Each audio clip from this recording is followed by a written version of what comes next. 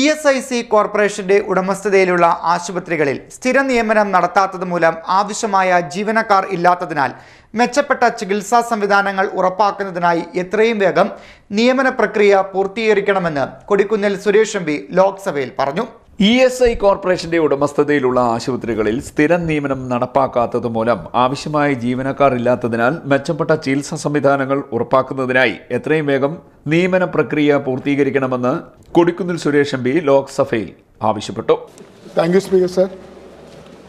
Sir, ESIC hospitals in the country for providing better medical treatment of the workers are very poor.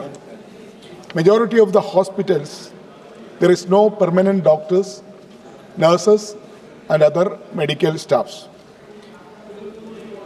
Contractual doctors and nurses and other medical staff working in the ESIC hospitals.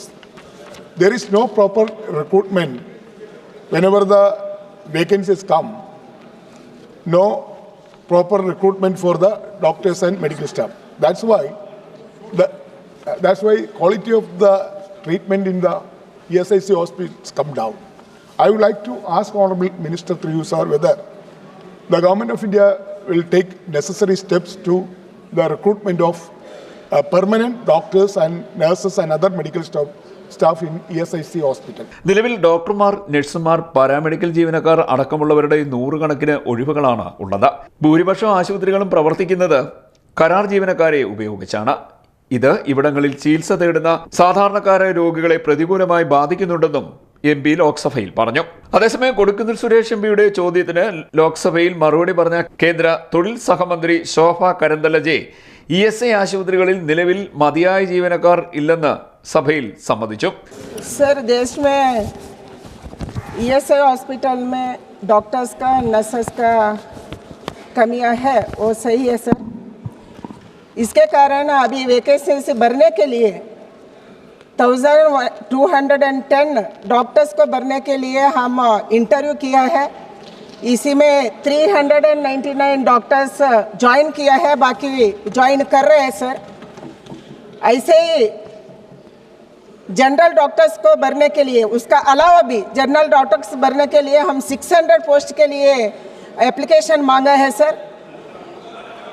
ये application जनवरी 31 को last date था and मई तक हम उसको भरने का कोशिश करेंगे. वो 1210 प्लस 600 होगा.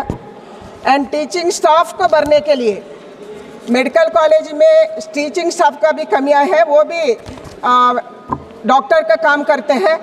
उसको भरने के लिए 287 असिस्टेंट प्रोफेसर को भरने के लिए हम एप्लीकेशन मांगा है. वो भी 31 जनवरी का लास्ट डेट था. मई में उसका इंटरव्यू होगा एंड ज्वाइन भी करेंगे सर. ऐसे हम नर्सेस को भरने के लिए भी एम्स को दिया है सर. 574 नर्सेस को भरने के लिए एम्स के साथ हम कोलैबोरेट किया है. एम्स हमको सेलेक्ट करेंगे एंड ESI को देंगे सर. एग्जाम हो गए हैं एंड 1930 UPSC को हम दिया है. UPSC को भरने के लिए दिया है. एम्स प्लस UPSC दोनों को हम दिया है.